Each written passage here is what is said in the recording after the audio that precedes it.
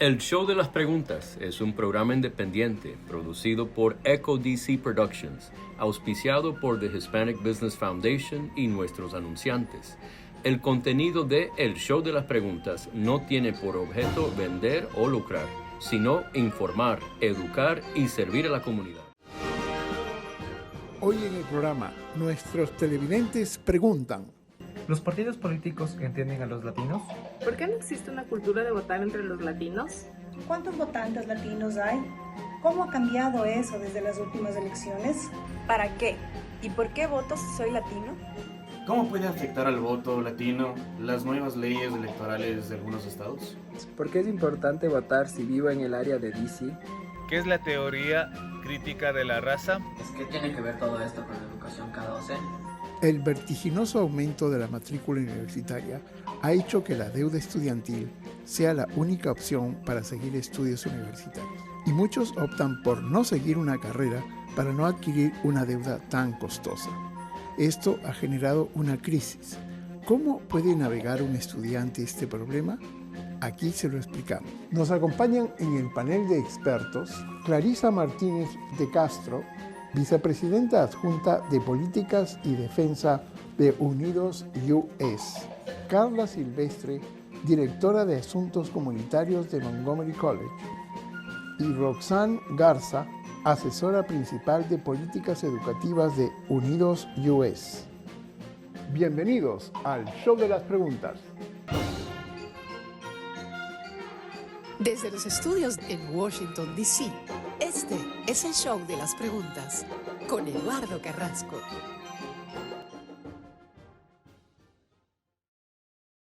Un millón de hispanos que cumplen 18 años cada año son elegibles para votar. Más de 16 millones de latinos votaron en las elecciones del 2020, lo que significa un aumento del 30% con respecto a las elecciones del 2016.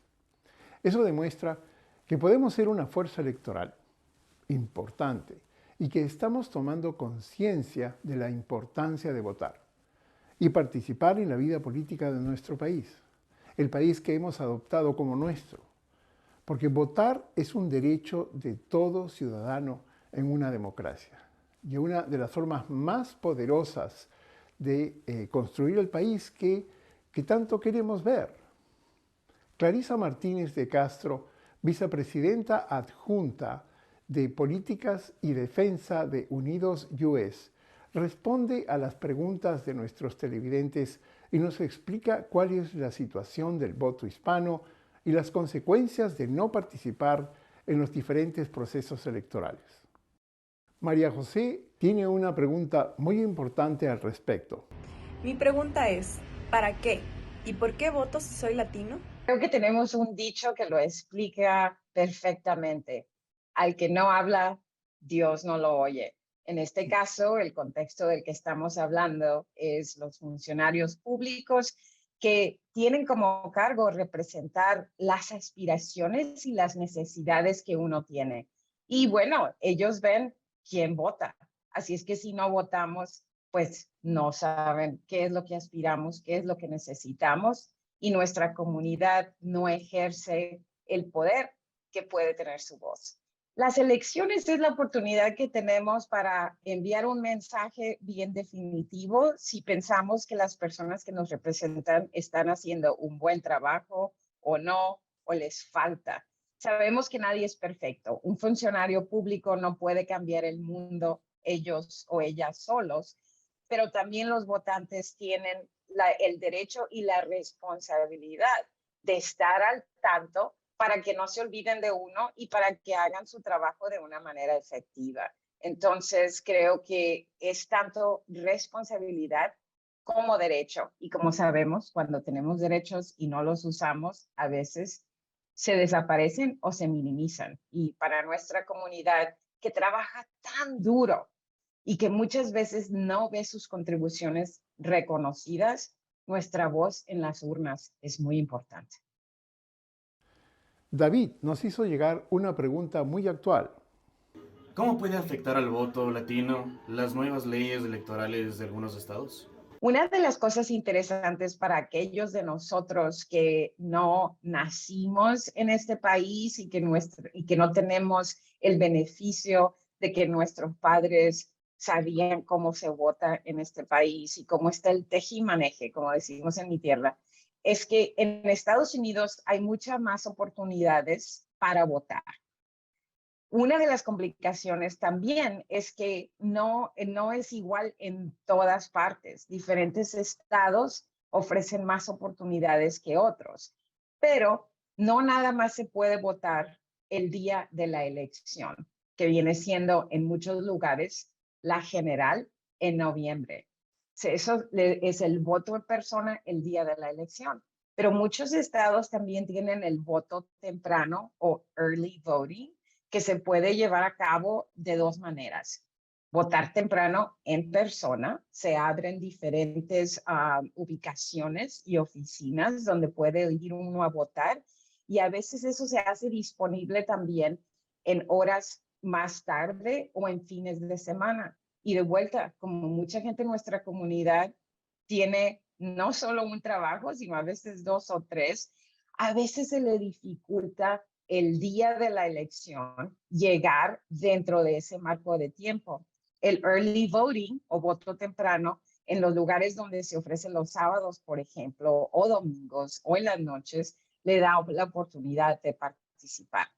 También hay early voting, que es el voto por correo. Entonces, ya sea en algunos lugares puede ir en persona temprano, antes del día de la elección. En otros lugares puede votar por correo. Eric, desde Virginia, adelante con su pregunta. ¿Los partidos políticos entienden a los latinos? Los partidos políticos y los candidatos políticos siguen sin entender a fondo al electorado latino. Algunos demócratas simplemente nos quieren dar por dado y por garantizado que vamos a votar por ellos, aunque hagan acercamiento con la comunidad o no. Eso es un error. Del lado republicano, algunos piensan, no, pues son demócratas, entonces no vamos a hacer acercamiento con ellos tampoco. Y eso es más bien la falta de entendimiento que tienen muchos políticos sobre nuestra comunidad. Lo que queda bien claro es esto: nosotros como votantes latinos, igual que otros votantes, queremos que nos hagan la corte, queremos que nos digan cuáles posiciones tienen, qué plan de campaña, qué es lo que proponen hacer, y sobre todo que hablen de los asuntos que nos interesan. El tema migratorio es muy importante porque no solo afecta a aquellos de nosotros que somos inmigrantes y a nuestras familias, también afecta a los derechos civiles y el tratamiento que se le da a todos los latinos, aunque sean ciudadanos. Pero también el tema económico, el tema de la pandemia, de salud, de educación, son importantísimos y a veces no nos hablan de ello. Entonces, más bien lo que vimos, y vimos un poco de cambio, hubo más acercamiento, que fue una de las razones que creo que la campaña de Trump logró aumentar por unos puntos el apoyo que habían obtenido en la primera ronda, aunque perdieron, y el 70% de latinos a nivel nacional apoyó el lado demócrata. Pero a ambos partidos les falta un poco más entender que los candidatos importan, sus posiciones importan y el acercamiento con la comunidad es imperativo. Stephanie nos hizo llegar esta pregunta desde Virginia. ¿Por qué no existe una cultura de votar entre los latinos? Eso es algo que se dice mucho en Estados Unidos y creo que como comunidad debemos desafiar esa caracterización un poco. Lo digo porque, bueno, yo soy inmigrante, ahora soy ciudadana y trato de votar en todas las elecciones, pero también sé que cuando yo vivía en mi país, veía que mucha gente votaba y vemos la participación en diferentes países latinoamericanos que tiende a ser alta. Entonces, a veces, aquellos de nosotros que somos inmigrantes, estamos experimentando el no saber cómo se navegan las cosas, el estar lidiando con la adaptación a un nuevo país y una nueva cultura que toma prioridad. Y es un poco después, ya que podemos respirar, que empezamos a participar un poco. Entonces, por eso es que grupos como Unidos hacen una labor de educación sobre cómo votar para asegurar que las personas estén registradas a votar, que tengan la información cómo votar, qué necesitan llevar, qué día, a qué hora y todo eso para fomentar más de nuestra gente participar, porque tenemos muchos latinos. Si ya tenemos voz fuerte, la podemos dobletear. Hay como 30 millones de latinos que son ciudadanos elegibles para votar, pero como 11 millones todavía no están registrados a votar. Imagínense si todos nos ayudáramos uno a otro a registrarnos, de la noche a la mañana podríamos doblar el volumen de nuestra voz.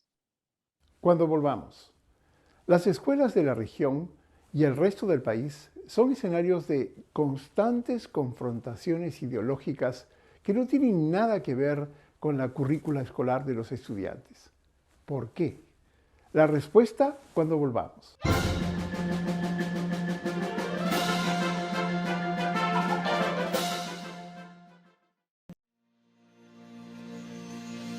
The Hispanic Chamber of Commerce of Montgomery County is a business organization that promotes economic opportunities for the Hispanic Latino community, which helps business owners expand their customer base and advocates for policies that benefit minority and women-owned businesses. Join today at hccmc.org. The Hispanic Chamber of Commerce of Montgomery County, tu cámara. La vida no siempre te da tiempo para cambiar el resultado. La prediabetes sí. 1 de cada 3 adultos tiene prediabetes, pero con un diagnóstico temprano puedes revertir la prediabetes y cambiar tu resultado. Toma la evaluación de riesgo de 1 minuto hoy. Visita podriatenerprediabetes.org.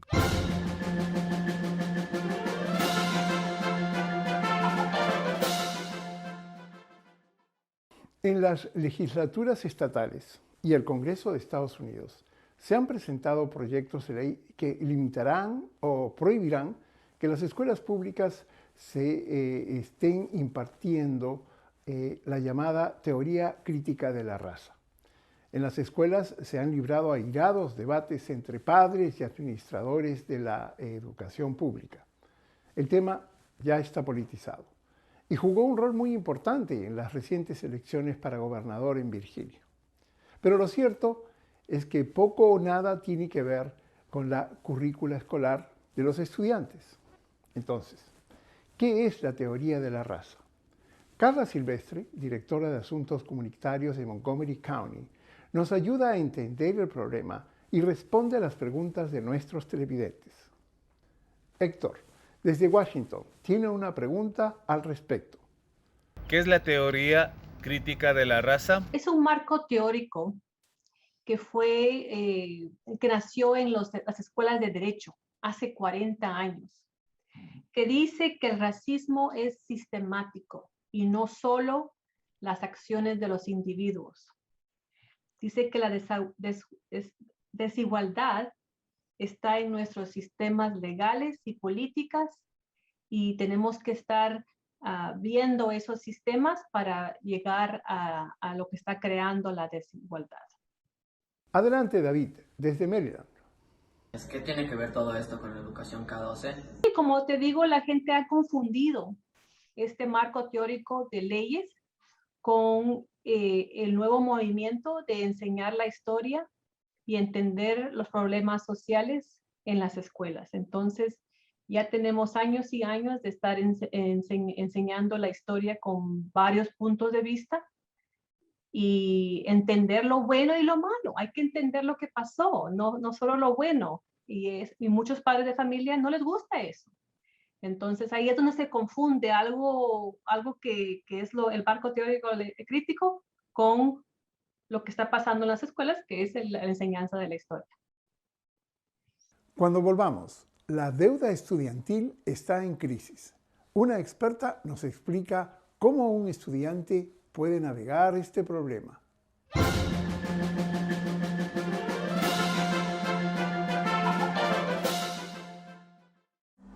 La vida no siempre te da tiempo para cambiar el resultado. La prediabetes sí. 1 de cada 3 adultos tiene prediabetes, pero con un diagnóstico temprano puedes revertir la prediabetes y cambiar tu resultado. Toma la evaluación de riesgo de 1 minuto hoy. Visita podriatenerprediabetes.org. The Hispanic Chamber of Commerce of Montgomery County is a business organization that promotes economic opportunities for the Hispanic Latino community, which helps business owners expand their customer base and advocates for policies that benefit minority and women-owned businesses. Join today at hccmc.org. The Hispanic Chamber of Commerce of Montgomery County, tu cámara.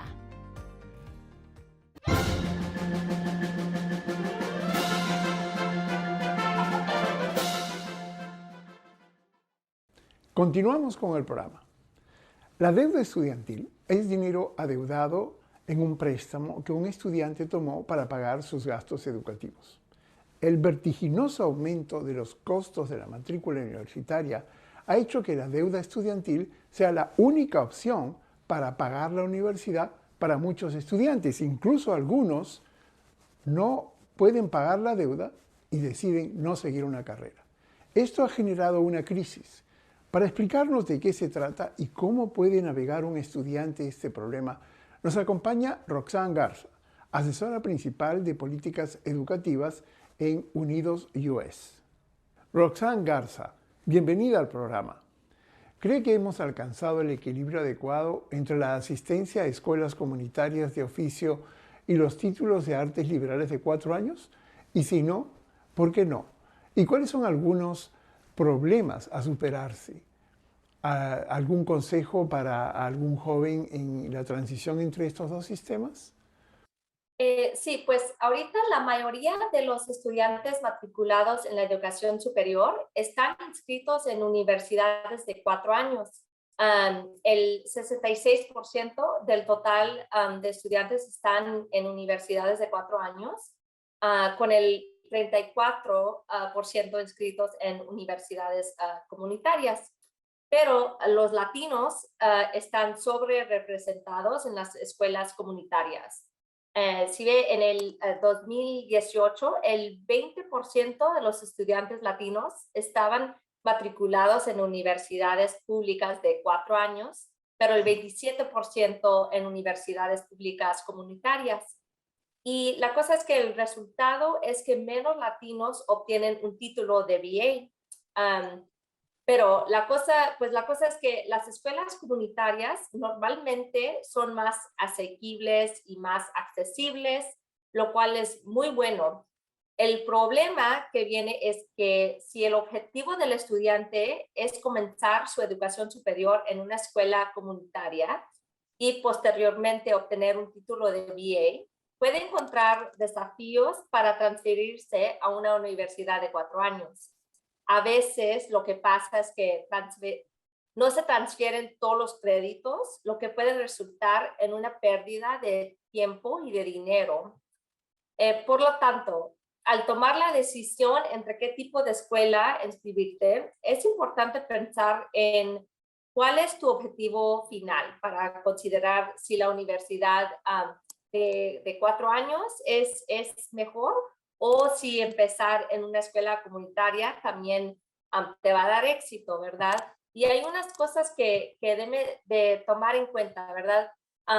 Es muy importante considerar los préstamos que pueden necesitar para asistir a una universidad y el valor también de la universidad, ¿verdad? Por ejemplo, ¿tienen personal que te guíen en el proceso de ayuda económica? Eso es muy importante que tengas ese apoyo. Te van a ofrecer apoyo académico. Otra cosa es que inscriben a otros estudiantes de color y si les ofrecen apoyos específicos a esos estudiantes. Y si tienen la escuela comunitaria, un acuerdo con universidades de 4 años para que puedas transferirte más fácilmente cuando tengan el tiempo de hacer ese paso, ¿verdad? Esos son unos consejos para considerar cuál escuela o cuál universidad es mejor para usted. Se ha demostrado que el aumento de ingresos proyectado al obtener un título de 4 años hace que el costo de la educación superior, en promedio, valga la pena la inversión, pero escuchamos también que muchos de los graduados de BA nos dicen que no pueden encontrar trabajo en sus especialidades, en sus campos, y están teniendo problemas para pagar sus préstamos. ¿Qué consejos le daría a los jóvenes que van a la universidad y están eligiendo una carrera? Sí, pues así es. La gente con niveles de educación más altos ganan por término medio más que la gente con niveles de educación más bajos. Pero no siempre es así. Hay muchas cosas para tener en la mente cuando estás considerando esas cosas, ¿verdad? La gente con títulos de BA en general ganan mucho más a lo largo de su vida de que los graduados de secundaria. Pero eso puede depender de tu especialidad. Las carreras, por ejemplo, de STEM, como ciencia, tecnología, ingeniería y matemáticas, pero también de salud y de negocios, son las mejor pagadas. Pero, sin embargo, el 16% de los graduados de secundaria ganan más que la mitad de los trabajadores con títulos de BA. Lo mismo ocurre con el 23% de los que tienen algún tipo de educación universitaria. Es que hay varios factores que influyen el salario y en la posibilidad de pagar los préstamos que se piden para ir a la universidad.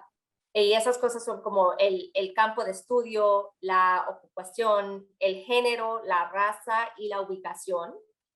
Por ejemplo, los títulos en determinados campos, como la ingeniería, tienen unos ingresos medios a lo largo de la vida muy superiores de los títulos de artes liberales e incluso a los de la maestría. Por lo que es importante tener en cuenta el tipo de especialidad que quieres, ¿verdad? Y la profesión a la que quieres dedicarte para evaluar qué tipo de credencial te dará acceso a ese trabajo. ¿Tenemos una crisis de deuda estudiantil? Es una pregunta muy importante. El importe de la deuda estudiantil total en los Estados Unidos es más de 1.7 billones de dólares. Esto perjudica a millones de estudiantes y familias y también daña la estabilidad de la economía. Sin embargo, mirar al total de la deuda estudiantil oculta importantes tendencias dentro de la crisis. Tener una deuda estudiantil no es necesariamente una crisis para todos, ¿verdad? Pero sí hay poblaciones específicas de estudiantes, como los estudiantes afroamericanos y los latinos, que sí se enfrentan a consecuencias más graves debido a los programas de préstamos estudiantiles mal operados, la inscripción en escuelas con fines de lucro y el apoyo inadecuado para la educación superior asequible y también la calidad para los estudiantes de bajos ingresos. E incluso cuando los estudiantes son capaces de hacer los pagos, se interpone en su camino para poder hacer otras cosas como ahorrar para su jubilación o incluso formar una familia. Estos retrasos también exacerban la brecha de riqueza racial. Las universidades se han enfrentado a batallas legales sobre la acción afirmativa. ¿Le da a las minorías una ventaja injusta sobre los estudiantes blancos y asiáticos? ¿O es un paso necesario para combatir la desigualdad y el racismo sistemático? Sí, las políticas de admisión que toman en cuenta la raza son una herramienta importante para promover la diversidad. Una que garantiza que los estudiantes de color no sean ignorados en un sistema en que han sido sistemáticamente excluidos. La acción afirmativa se desarrolló inicialmente para hacer frente a la desigualdad y la exclusión racial en los Estados Unidos. Apoya la movilidad social de los individuos, pero también beneficia a las comunidades universitarias en general. Hemos visto las investigaciones realizadas en el ámbito de la educación superior que demuestran que los compañeros de clase de quienes se benefician directamente de la acción afirmativa también se benefician. Hay cosas como la diversidad ayuda a los estudiantes a estar mejorar preparados para la fuerza laboral y en una sociedad que cada vez es más diversa, ¿verdad? Y también hay otras políticas alternativas que las universidades han probado y que se basan como en la situación económica o la ubicación geográfica. Y aunque también son buenos aspectos de tener en cuenta, no funcionan tan bien para garantizar una universidad diversa. También es importante tener en cuenta que la raza puede utilizarse como un factor entre muchas otras para evaluar a los estudiantes, ¿verdad? Pero no es la única razón por la que un estudiante es admitido en una universidad. Es como un factor, ¿verdad? Entre otros académicos y otros factores, ¿verdad? Pero creo que lo que viene ahora es que, no sé si vio, pero el Tribunal Supremo acaba de anunciar que a lo largo de este año habrá 2 casos sobre acción afirmativa. Y será algo que habrá que prestar atención, porque si eliminan las políticas de acción afirmativa, creo que sí tendría impacto negativo en el número de estudiantes afroamericanos y latinos en casi todas las universidades selectivas. A pesar de todas las críticas sobre la no cancelación de los préstamos estudiantiles a gran escala, es importante tener en cuenta que el presidente Biden ha cancelado $15,000 millones en préstamos estudiantiles durante su primer año en el cargo. Eso es más que cualquier otro presidente y más de 675,000 prestatarios de estos préstamos estudiantiles se han beneficiado. Gracias al panel de expertos de hoy, Clarisa Cortés de Unidos US, Carla Silvestre de Montgomery County y Roxanne Garza de Unidos US. Espero tenerlos nuevamente en el programa. Una versión más extensa de las entrevistas de hoy están disponibles más tarde hoy mismo en nuestro website. Es todo por hoy. Envíenos sus preguntas al website que tenemos aquí en pantalla y si tiene preguntas por texto, las puede hacer llegar a nuestra página de Facebook y las ponemos en el programa. Y recuerden, si tiene preguntas, nosotros tenemos las respuestas en el show de las preguntas.